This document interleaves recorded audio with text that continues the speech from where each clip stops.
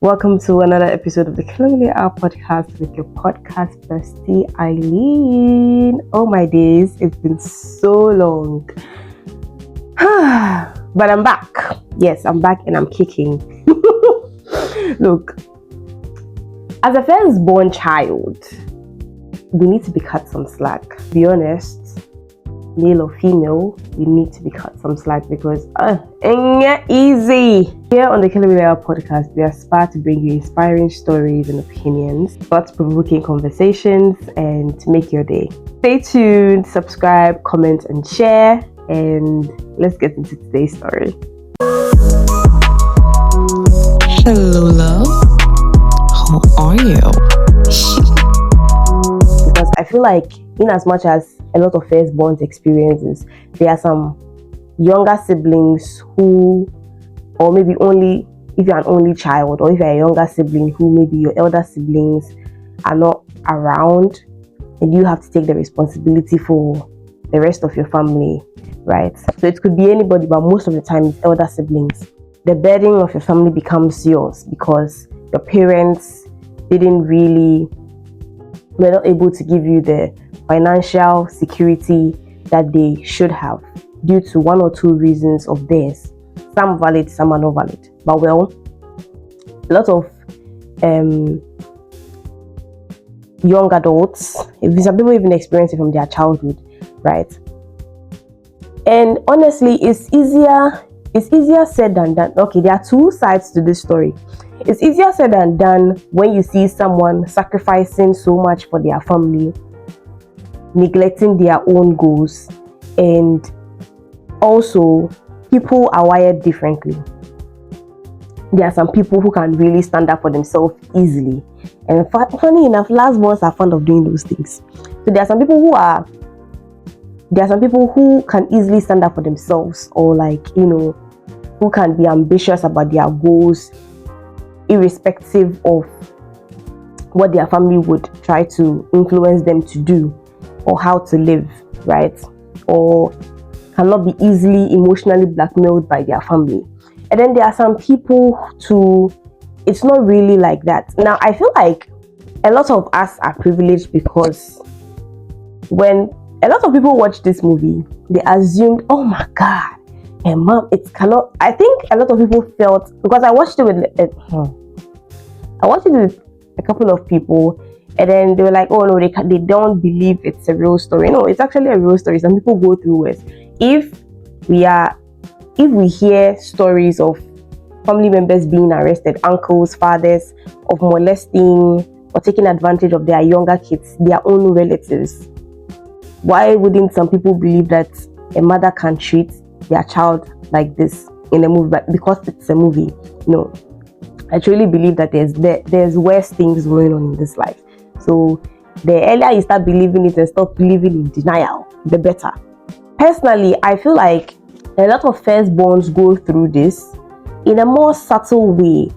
Monica's mother was more spot on, like harsh, but there are other people that their parents are soft-spoken. It's more of like, oh, I did this for you. Or maybe they give stories like, when I was growing up, this is what I experienced, So some people, theirs is subtle. Their parents will not necessarily say, you are the adult, this one, you are the firstborn of this family, and put it down your neck, like choke you with the responsibility. But it's subtle in the way that it comes more of them telling you stories about what they've been through and how they look up to you. Some of them would even tell you good things, that, oh my, I'm proud of you because you are sacrificing yourself, because you are doing this for us. So some of it, in reality, I feel like a lot of people have the softer version of this, where your parents compliment you and then they tell you like emotionally, how will I put this? Like, they tell you things to tease your emotions, to kind of feel like if you were to do what you actually want, it's a bad thing. And they say it's like it's from a place of love. Oh, it's because I love you, that is why this, that, right? So it's easy for anybody to say, oh, if I was in this position, I'll up and leave. Of course, if I was in the position, I'll up and leave. But at the same time, too, it's not easy because hers looks like it's harsh and it's direct. It's like it looks like a direct attack. A lot of us experience the same thing, but it's more subtle. It's more subtle. That's what I can say. It doesn't look like an attack full on, but it's the same thing, just that it's subtle. It's in a way that you feel responsible. You didn't feel guilty, right? Just a few people that can, stand on their ambition and be like, okay, as my parents, you've lived your life. I think I also want to do this, and then they chase it. There are so many stories. I think Stephen Bartlett had a similar story like that. Not like his mom was manipulative, but when he wanted to take a certain path, his mom and dad did not agree, and he had to leave the house. And then now he's Stephen Bartlett. He gets so it happens in different ways, and now his parents are proud of him.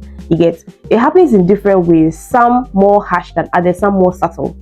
Now, another part of the story, which was very, very interesting to me, was the father. Well, I really think we deserve a background story of why the father was not working and the mom was making most of the decisions. I get that there are some men that are calm like that.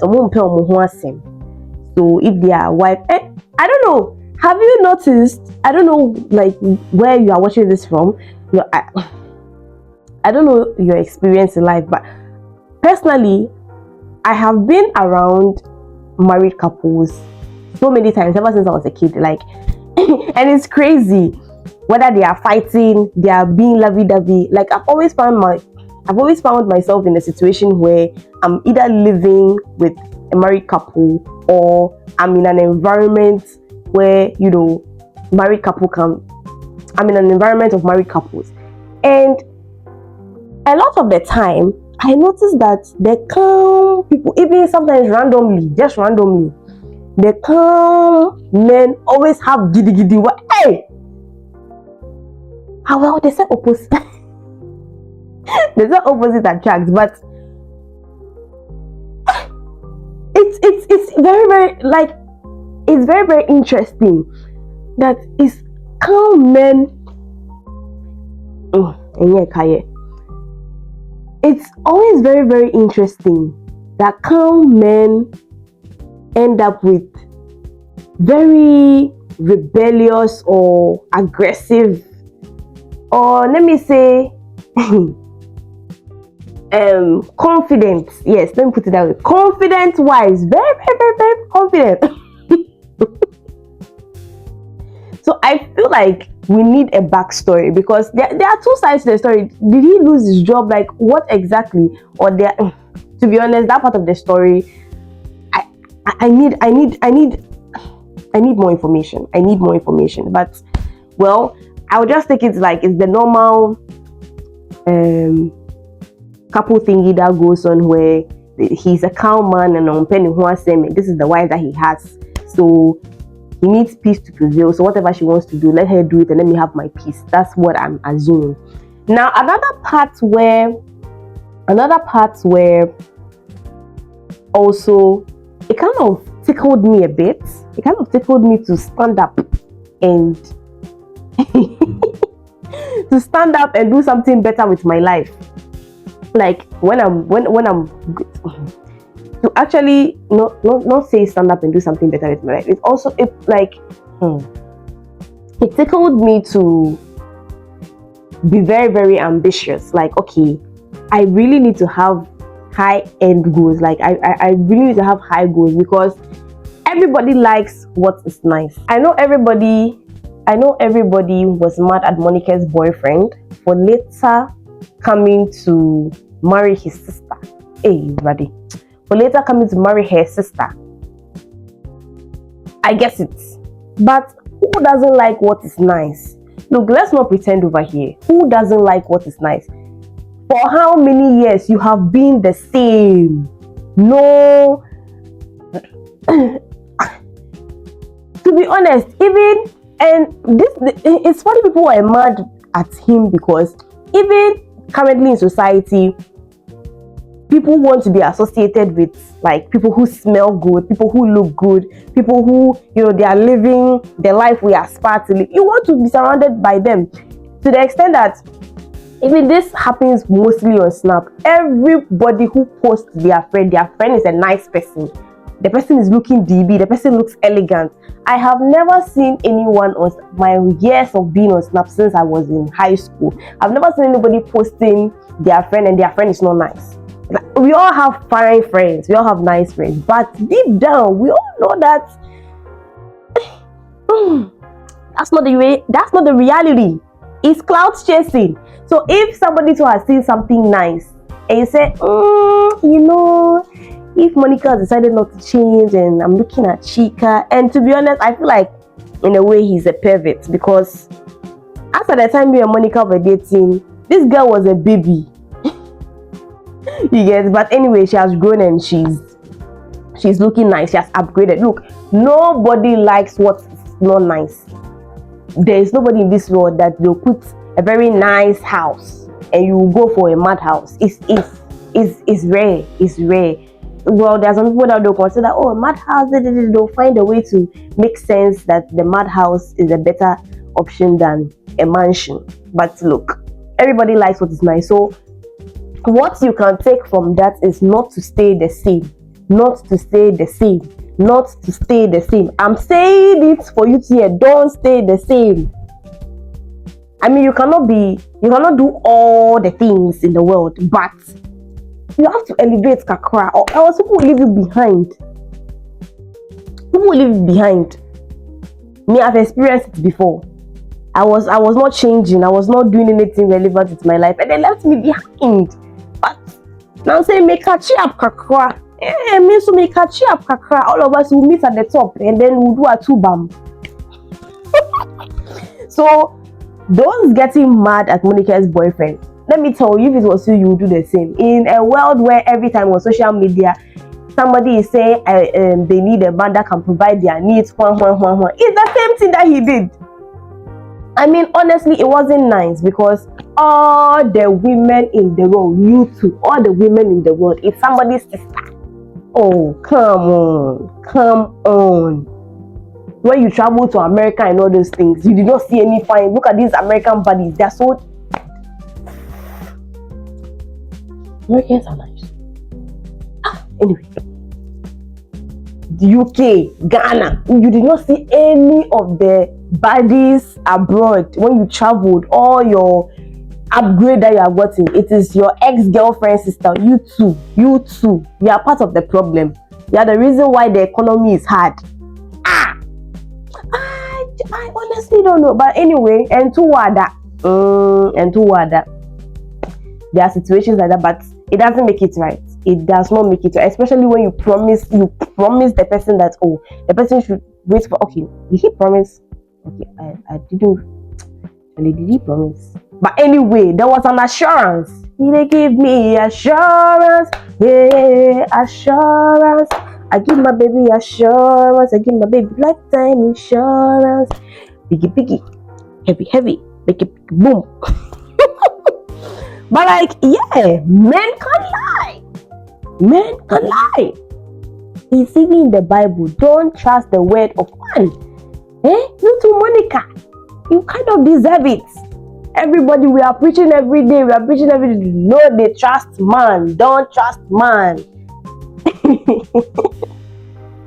I was about to say it's better to be a frog. But anyway, I'm not going to say that. But don't trust man. And you went and you put your trust in a nigger. So you're part of the problem. I mean, Monica was too trusting. And that brings me to another side of the story. Oh God, this is becoming long. That brings me to another side of the story. Good people suffer the most. And good people don't suffer the most because they are stupid. No, it's not because they don't have sense. It's not because they don't have sense. It's grace period. That's how I see it. Because behind every good person is somebody that will mafia you and you cry. Mark it down on the wall. Behind every good person, every person that you think, oh, the person is a mumu, you are taking advantage of the person, is a very serious mafia. That when your grace period is over, The kind of sugar that you will smell and see and discover. Anyway, I leave it to life to show you. So that is my 2 cents on this story. Let me know what you also think if you've watched this movie before. If you have any other movie recommendations for me, let me know what other movies I should watch, and we'll have our opinions on that as well. But I loved watching the movie. I really loved watching the movie. It gave me some eye-opening insights. Personally, I am somebody that watches movies and I feel like this is a real life, unless it's probably sci-fi. And if it's sci-fi, I wouldn't really take the concept seriously, but maybe wisdom nuggets, like something someone would say, and I'll feel like, what this person is saying actually works in real life. Yes, like the way sometimes people pick